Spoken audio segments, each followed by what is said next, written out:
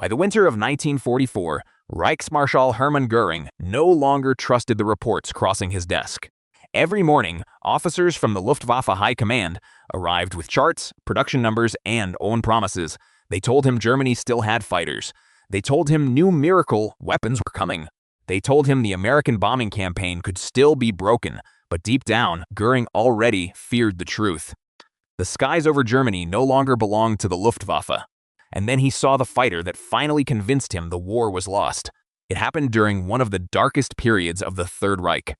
Allied bombers were striking German cities day and night. Entire industrial districts disappeared under clouds of smoke and fire.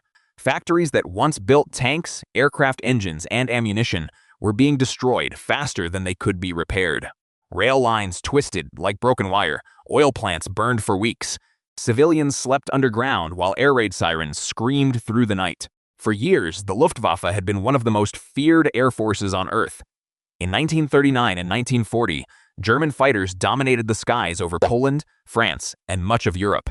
Pilots flying Messerschmitt Bf 109s and Focke-Wulf 190s gained legendary reputations. German aces piled up enormous victory scores. Many believed no enemy air force could ever challenge them. But by 1944, Germany faced a new enemy unlike anything it had seen before. The United States Army Air Forces were sending massive formations of B-17 Flying Fortresses and B-24 Liberators deep into the heart of the Reich. Hundreds of heavy bombers crossed the skies in broad daylight, protected by growing numbers of long-range escort fighters. At first, German commanders believed the bombers could be stopped. Luftwaffe pilots launched savage attacks against the American formations. The air battles became some of the most violent in aviation history. Bombers exploded in midair. Fighters collided at high speed. Crews parachuted into burning cities below. Young men on both sides vanished into clouds of smoke and tracer fire, but the Americans kept coming. Factories in the United States were producing aircraft at a scale Germany could barely imagine. Thousands of new pilots entered combat every month. Even when losses were heavy, the bomber streams returned larger than before. Then came the aircraft that changed everything. The North American P-51 Mustang had not originally been designed as the ultimate escort fighter. Early versions struggled at high altitude. But when engineers installed the British Rolls-Royce Merlin engine into the aircraft, the Mustang became something entirely different. Fast, agile, heavily armed, and able to fly extraordinary distances, it transformed the air war over Europe. Before the Mustang appeared in large numbers, American bombers often had to continue missions without fighter protection deep inside Germany. Luftwaffe pilots exploited this weakness mercilessly. German interceptors attacked isolated bomber formations and inflicted devastating casualties. The P-51 ended that advantage forever.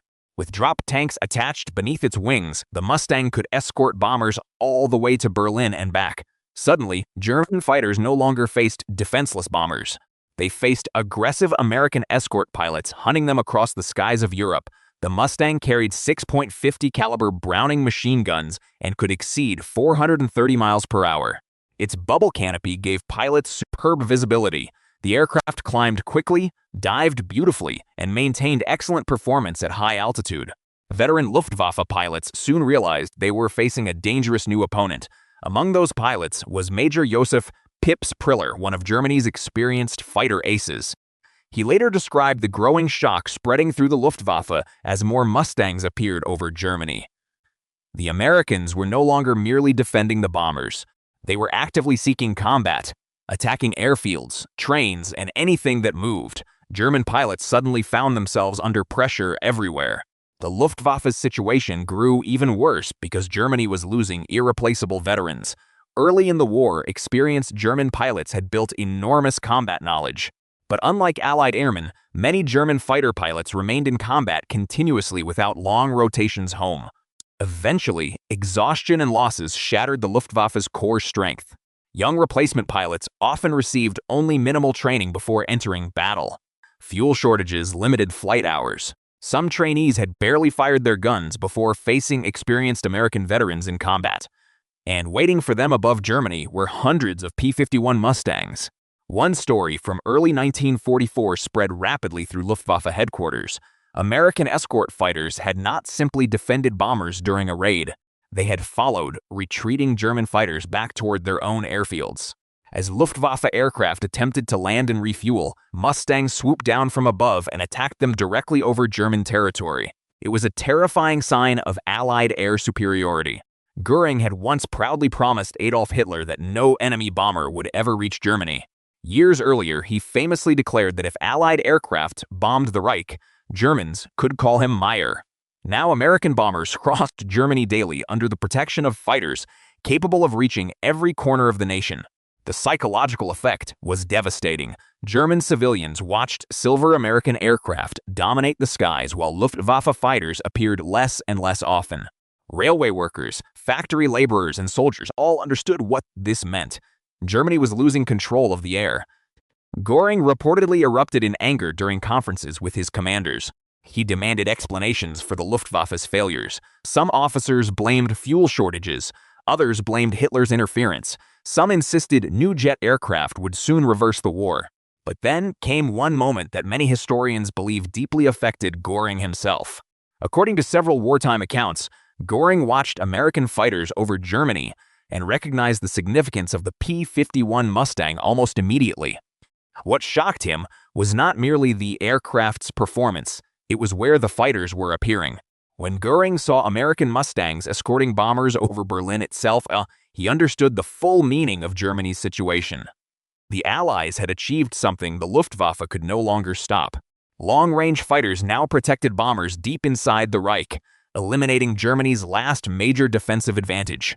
One Luftwaffe officer later recalled Göring saying that when he saw Mustangs over Berlin, he knew the war was lost. For a man who had once commanded one of the most powerful air forces in the world, it was an extraordinary admission. The Mustang represented more than a single aircraft. It symbolized the overwhelming industrial and technological strength of the United States and its allies. Germany simply could not match the scale of American production. While German factories struggled under bombing attacks, American plants continued building thousands of fighters, bombers, tanks, trucks, and ships. Every lost Luftwaffe pilot became harder to replace. Every destroyed refinery meant less fuel. Every successful bombing raid weakened Germany further. Meanwhile, Mustang pilots grew increasingly aggressive. Many American fighter groups developed reputations feared throughout the Luftwaffe. The 4th Fighter Group, the 352nd Fighter Group, and the Tuskegee Airmen of the 332nd Fighter Group all flew escort missions against Germany. They battled German fighters at terrifying speeds, thousands of feet above Europe. Pilots like Colonel Don Blakesley became legends among American aviators. Blakesley pushed his men relentlessly, emphasizing aggressive tactics against German fighters. American escort pilots learned that protecting bombers often meant attacking the Luftwaffe. Before it could strike, the air war turned into a brutal contest of attrition. German fighter pilots still fought fiercely. Many remained highly skilled and courageous despite overwhelming odds. Aces like Erich Hartmann, Walter Nowotny, and Adolf Galland continued scoring victories. The introduction of advanced aircraft like the Messerschmitt Me 262 jet fighter briefly offered hope, but it was too late. The Me-262 was fast enough to outrun almost any Allied fighter, including the Mustang, yet Germany lacked fuel, trained pilots, and sufficient numbers to change the outcome. Allied bombing crippled production and transportation systems. Even revolutionary technology could not save the collapsing Reich. On the ground, conditions inside Germany deteriorated rapidly. Cities like Hamburg, Cologne, and Dresden suffered catastrophic destruction. Civilians wandered through ruins carrying what remained of their lives in small bags and suitcases. Hospitals overflowed with wounded, food shortages worsened, and overhead the Mustangs continued flying. For bomber crews aboard B-17s and B-24s, the P-51 became a lifeline. Earlier in the war, bomber crews had faced horrific casualties when escort fighters turned back before reaching deep targets. Entire formations had been massacred by German interceptors. Now Mustang pilots stayed with them nearly the entire journey. American bomber crews often described the relief they felt when they saw P-51s weaving above the formation. The sleek fighters became guardians against Luftwaffe attacks. Pilots painted nose art on their aircraft and formed fierce bonds with their crews. Many were barely out of their teens. Some never returned. Combat over Europe remained extraordinarily deadly. Mustang pilots faced anti-aircraft fire, mechanical failures, weather, and experienced German opponents. A single burst of cannon fire could tear apart a fighter instantly.